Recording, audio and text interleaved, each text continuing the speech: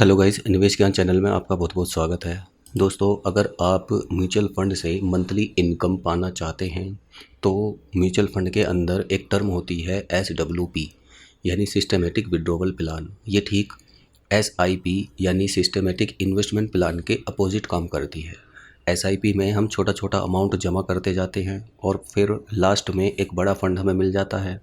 SWP में हमें एक साथ पैसा जमा करना होता है और फिर हम मंथली बेसिस पर छोटा छोटा अमाउंट इनकम के रूप में प्राप्त करते हैं। अब आप भी दोस्तों अगर इनकम के रूप में पैसा प्राप्त करना चाहते हैं तो उसके लिए लमसम अमाउंट हमें इन्वेस्ट करना होता है।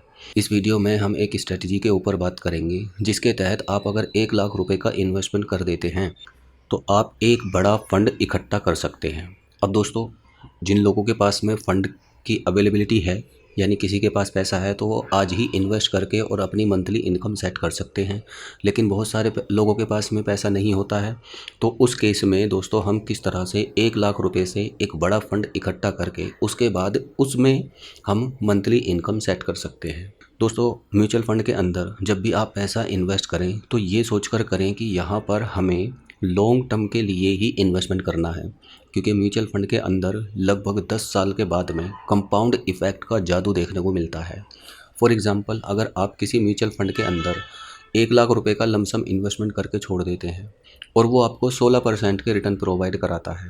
नॉर्मली 12 से 15%, 16% के return mutual fund long term में प्रोवाइड करा देते हैं।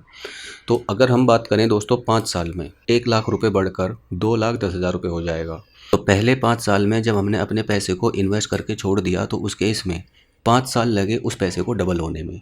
वहीं अगर हम इस पैसे को 10 साल के लिए जोड़ देते हैं तो अब हमारा पैसा 1 लाख रुपए से बढ़कर 4,41,000 रुपये हो जाएगा।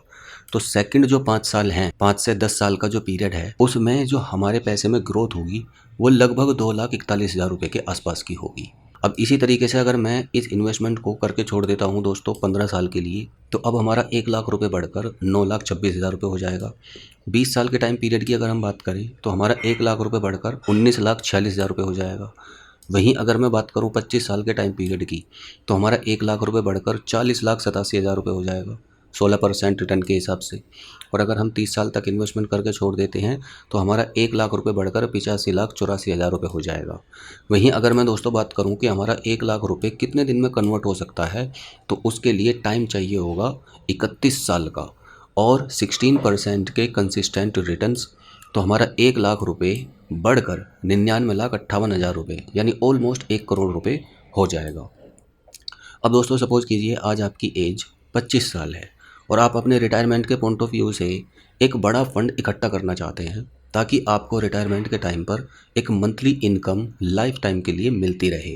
तो उसके लिए सपोज़ आपने 1 लाख रुपए का इन्वेस्टमेंट किसी ऐसे म्यूचुअल फंड के अंदर इन्वेस्ट कर दिया जो आपको 16% के रिटर्न्स प्रोवाइड करा रहा है और आपके पास में रिटायरमेंट के लिए, क्योंकि आज आपकी एज 25 साल है, तो आप 35 साल तक अपना पैसा इन्वेस्ट करके छोड़ सकते हैं। तो यही हमारा 1 लाख रुपए 16% रिटर्न के हिसाब से 1,80,00,000 रुपए में बदल जाएगा। ठीक है।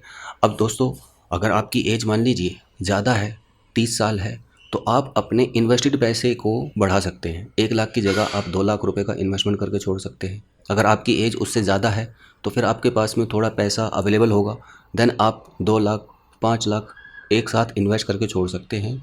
तो दोस्तों आपको फिर एक बड़ा फंड इकट्ठा होकर मिल जाएगा। यहाँ जो हम कैलकुलेशन कर रहे हैं वो 1 लाख रुपए के फंड के ऊपर कर रहे हैं।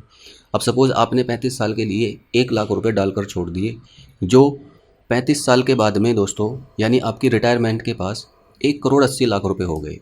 अब अगर हम इसमें से आज के टाइम में जो long term capital gain tax है 12.5% का, अगर उसको डिडक्ट कर देते हैं तो लगभग 1,60,00,000 रुपये के आसपास हमें मिल जाएंगे हमारे रिटायरमेंट के टाइम पर।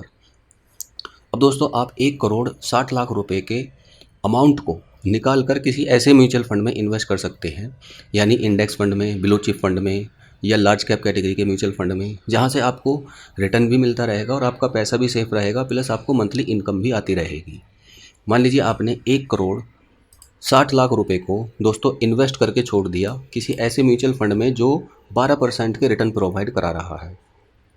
तो उस केस में दोस्तों क्या होगा, आपने जो भी पैसा आप इन्वेस्ट कर रहे हैं उस पैसे के अगेंस्ट आपने सिर्फ 0.8% का विड्रॉवल लगाना है। मान लीजिए आपने 1 करोड़ रुपए का ही इन्वेस्टमेंट करके छोड़ दिया, तो 1 करोड़ रुपए का 0.8% 80,000 रुपये होता है। तो यही 1 लाख रुपए आपको आपके रिटायरमेंट के टाइम पर 80,000 रुपये प्रति मंथ की आमदनी प्रोवाइड करा देगा। अब सपोज़ कीजिए वो आपको 12% के ही रिटर्न प्रोवाइड कराता है वो म्यूचुअल फंड जिसके अंदर आपने इन्वेस्ट किया है। तो अगर हम फिर 5 साल आगे की बात करें तो हमारा 1 करोड़ रुपए बढ़कर 1 करोड़ 11 लाख रुपए हो जाएगा और 48 लाख रुपए का हम विड्रॉवल भी ले चुके होंगे 5 साल के टाइम पीरियड में।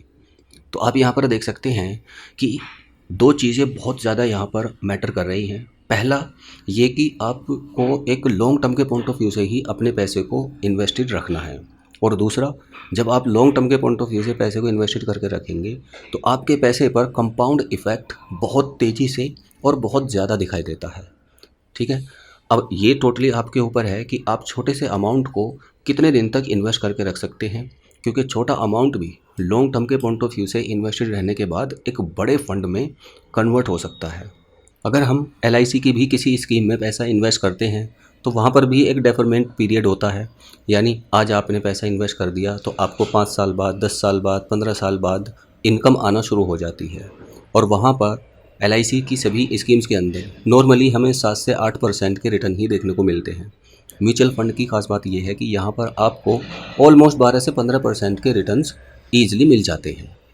सो अगर आपका व्यू दोस्तों लॉन्ग टर्म का है देन आपको म्यूचुअल फंड के अंदर पैसा इन्वेस्ट करना चाहिए, और एक स्ट्रेटजी के तहत जैसा हमने अभी देखा है मात्र 1 लाख रुपए के इन्वेस्टमेंट से आप 80,000 रुपये की प्रति मंथ इनकम भी सेट कर सकते हैं। वैसे दोस्तों ये वीडियो सिर्फ एजुकेशनल पर्पज़ से है। अगर आप किसी भी म्यूचुअल फंड के अंदर इन्वेस्टमेंट कर रहे हैं तो आप किसी फाइनेंशियल एडवाइज़र से एडवाइस ज़रूर लें, या फिर आप अपना एनालिसिस बहुत डीप तरीके से करें। देन आप एक बेहतरीन फ़ंड चुन कर ही उसके अंदर अपने इन्वेस्टमेंट की जर्नी को शुरू करें। धन्यवाद।